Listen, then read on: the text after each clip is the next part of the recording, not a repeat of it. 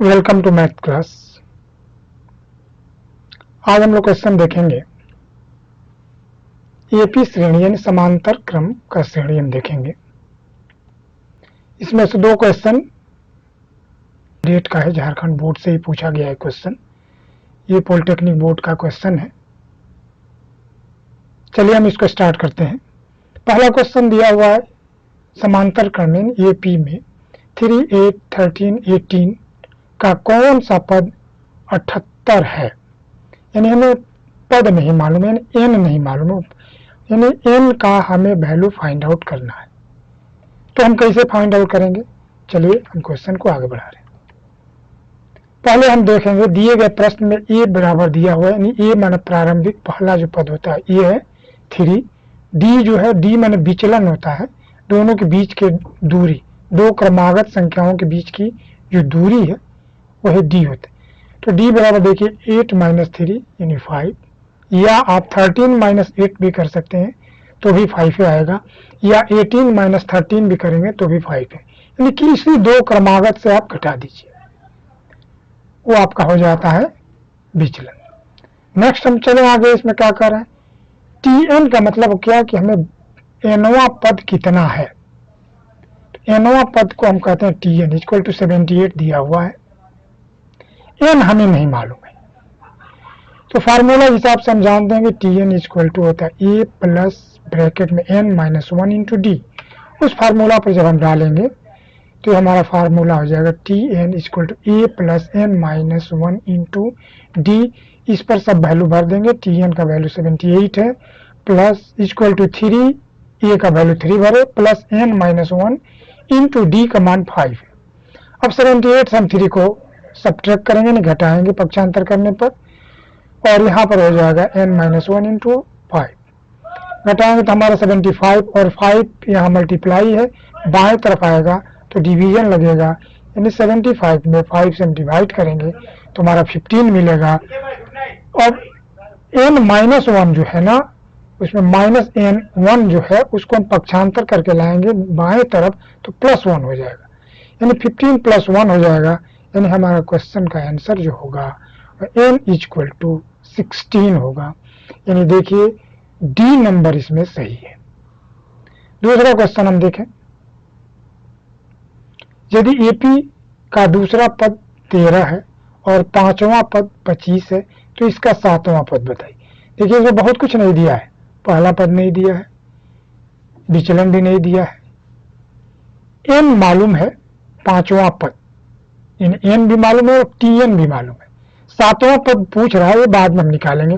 तो पहले हमारे क्वेश्चन में 13, पांचवा पद और 25 ये तीनों हम इस यूज करेंगे।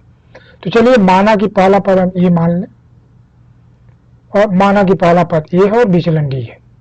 तो दूसरा पद दिया हुआ देखिए कितना 13, तो पहला पद ए है और दूसरा पद 13 है, तो विचलन का मतलब क्या होता है, दूसरा पद माइनस पहला पद, यानी d इक्वल टू हो जाएगा 13 - a। ओके, अब आगे बढ़िए, ए भी हमें मालूम हो गया, डी भी मालूम हो गया, टी एन हो गया 25 और एन माने हो गया पांचवा पद, यानी एन इक्वल टू 5। यानी फिर फार्मूला उसी पर जाएंगे, T N equal to A plus bracket में एन -1 इंटू डी भरिए। टी एन के जगह पर 25, ए के जगह पर आप ए डाल दीजिए, एन का वैल्यू 5 है और डी के जगह पर आप भरेंगे 13 - a। इन समीकरण हमारा इस तरह से आएगा 25 equal to a plus 5 - 1 into 13 - a। अब हम क्या करेंगे, 5 में से 1 सब्ट्रैक्ट करेंगे तो 4 हमें मिल जाएगा। और यहाँ आगे बढ़ के देखें थोड़ा, हम 4 में हम क्या करेंगे, 13 में भी मल्टीप्लाई होगा और 4 से a में भी मल्टीप्लाई होगा। तो हमारे पास कितना हो जाएगा, a प्लस 13 में 4 से 52 माइनस 4 से a में -4a। अब -4a है और यहाँ +4a देख रहे हैं, तो ये हो जाएगा -3a, और ये 52 जो दाहिने तरफ बाएं तरफ आएगा तो माइनस में आ जाएगा। यानी हमारा समीकरण कुछ इस तरह से बनेगा 25 - 52 इक्वल टू a -4। यानी इसको हम सब्ट्रैक्ट करेंगे 52 से 25, यानी हमारे पास बचेगा 27 माइनस में, और ये -3 डिवाइड करेंगे, ए इक्वल टू में मिल जाएगा 9। ये क्या है, पहला पद है। अब यदि डी को हमें निकालना है तो डी के स्थान पर हम क्या करेंगे, ए के स्थान पर हम ये दिखाई दे रहा है, यहाँ पर हम 9 डाल देंगे तो डी का मान निकल जाएगा ना, डी इक्वल टू 4 हमें निकल जाएगा। तो उसी पे चलिए हम टी, अब 7वां पद पूछ रहा है तो T7 इक्वल टू 9 ये मिल गया, प्लस 7वां पद के यानी 7 माइनस 1 ब्रैकेट में 13 माइनस, यानी डी का वैल्यू है, देखिए ए का जगह पर 9 नंबर दिए। अब हम क्या करेंगे, 7 में से 1 सब्ट्रैक्ट करें 6 और 13 में से 9 सब्ट्रैक्ट करें 4, यानी हमारा हो जाएगा T7 equal to 9 plus 6 into 4, 6 into 4 करेंगे तो 24 होगा, और 24 में जब आप 9 जोड़ेंगे तो आपको मिलेगा 33, यानी हमारा आंसर हो जाएगा T7 का वैल्यू 33, यानी बी नंबर इसका सही है। अब चलो एक और क्वेश्चन देखें, यदि a plus B plus C equal to 9 and a into B plus B into C plus C into A equal to 23, तो a square plus B square plus C square का वैल्यू ज्ञात करना है। ये question आसान है, पहले हम देख लें शुरू में जो दिया हुआ है ये लाइन पर ध्यान दें, a plus B plus C equal to 9, इसी को हम पहले लेंगे, a plus B plus C equal to 9। अब हम दोनों पक्षों को वर्ग कर दें बिना लेट किए, दोनों पक्षों को जैसे ही आप वर्ग करेंगे, यहाँ थोड़ा देखिए आप 9 पर यहाँ वर्ग होगा, ये गलती से यहाँ लिखा गया है, दोनों पक्षों को जब आप वर्ग करेंगे तो हमारा हो जाएगा a plus B plus c का होल स्क्वायर का फॉर्मूला होता है a square plus B square plus C square plus 2 को ब्रैकेट में a b plus b c plus c, और 9 का वर्ग करेंगे तो आप 81 मिल जाएगा। अब देखिए ध्यान से, हमें फाइंड आउट किसका करना है, a square plus B square plus C square का वैल्यू पूछ रहा है। इसको हम रोक लेंगे, पक्षांतर कीजिए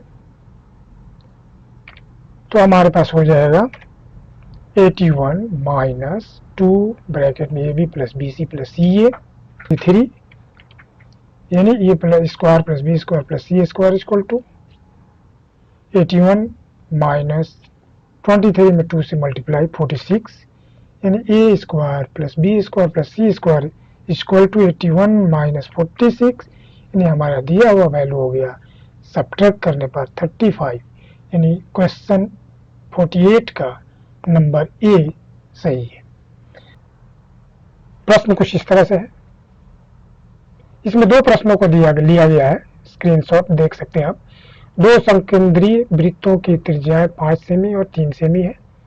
बड़े वृत्त की जीवा जो छोटे वृत्त को स्पर्श करती है की लंबाई ज्ञात करें, यानी बड़े वृत्त की जीवा की लंबाई ज्ञात करना है जो छोटे वृत्त को स्पर्श करती है। चलिए यह फिगर हम देखें,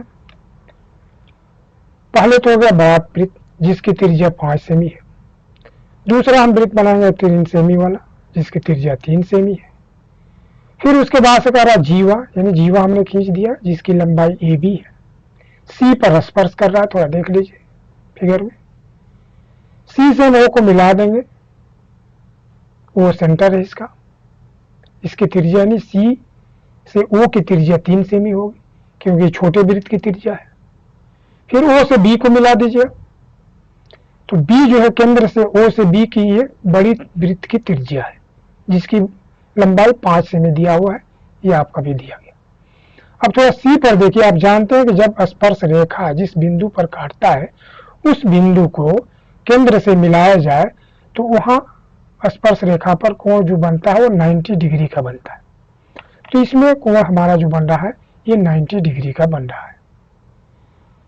तो अब हमें क्या करना है, हमें ए बी की लंबाई ज्ञात करना है, बस ए बी हमारा कितना है वही ज्ञात करना है। तो चलिए थोड़ा क्वेश्चन को हम देखें, हमें दो त्रिभुज, एक त्रिभुज दिखाई दे रहा है ओ सी बी, ओ सी बी को ध्यान दीजिएगा तो सी देख रहे हैं 90 डिग्री है, तो 90 डिग्री के सामने जो भुजा होता है वह कर्ण होता है, यानी ओ बी कर्ण हो गया। सीओ को लंब मान ले, आधार हमें बीसी निकालना है। तो चलिए इसमें हम पाइथागोरस प्रमेय को इस्तेमाल करते हैं, आप जानते हैं कि आधार स्क्वायर प्लस लंब स्क्वायर इज इक्वल टू कांड स्क्वायर होता है। तो इसी के आधार पर हम बैठाएंगे सी बी स्क्वायर यानी आधार स्क्वायर प्लस लंब यानी 3 की स्क्वायर इज इक्वल टू कांड माना 5 की स्क्वायर। पक्षांतर करिए, सी बी स्क्वायर बराबर 25 माइनस 3 का स्क्वायर 9 होगा, प्लस दाहिने तरफ जाएगा माइनस हो जाएगा, यानी सी बी स्क्वायर बराबर मिलेगा हमें 16, यानी सी बी इक्वल टू हमें मिल जाएगा 4। अब सी बी देखिए 4 है, लेकिन हम देख रहे हैं जो सी है ए बी का मध्य बिंदु है, इसलिए ए बी हमारा कितना हो जाएगा, सी बी का दुगुना हो जाएगा, इसलिए ए बी बराबर हमारा 8 cm हो गया, हमारा निकल गया। ये काफी आसान क्वेश्चन था। दूसरा क्वेश्चन इसी में देखिए दिया है, एक समांतर क्रम जिसका पहला और पांचवा पद क्रमशः -14 और 2 है तथा अंतिम पद 62 है, तो एपी में कितने पद है। अब देखिए यहाँ दो क्वेश्चन को जोड़ दिया, पहला क्वेश्चन तो पहले ही लाइन में खत्म हो रहा है, दूसरा क्वेश्चन 62 है जो जोड़ रहा है, ये अलग सेपरेट क्वेश्चन बन जाएगा। तो यहाँ पर देखिए एपी में जिसका पहला और पांचवा पद दिया है, पहला पद -14 है, तो हम जानते हैं कि ये से इसको दिखाते हैं, एपी में पहला पद ए बराबर हो गया -14, उसके बाद विचलन कितना रहा डी, डी हमें नहीं मालूम है, जो पांचवा पद है वो 2 मालूम है और n बराबर 5 हो गया, क्योंकि पांचवा पद का रहा है तो n बराबर 5, डी नहीं मालूम है यानी विचलन हमें नहीं मालूम है, तो फार्मूला हम डालें टी एन इक्वल टू हम जानते हैं a plus n minus 1 into d होता है। यहां पर ए का वैल्यू हो गया -14 प्लस n माना 5 दिया हुआ है -1 इंटू डी, और 5 में से 1 घटा ले 4 प्लस 4 हो जाएगा, n का वैल्यू हम 2 भर देंगे और 14 को हम पक्षांतर कर लेंगे, तो 14 पक्षांतर हो गया इक्वल टू 4d हो गया। इसको जोड़ लीजिए, 14 में 2 जोड़ेंगे 16 हो जाएगा, 16 इक्वल टू 4d हो जाएगा, इसलिए d बराबर 16/4, यानी हमारा रिजल्ट आ जाएगा d इक्वल टू 4, यानी इसका विचलन जो है वो 4 है। अब चलिए अंतिम पद कह रहा है 62 है, कितने पद है n मालूम करना आपको, तो a मालूम है -14, d भी मालूम हो गया आपका 6 और tn भी मालूम हो गया 62, केवल n हमें मालूम करना है।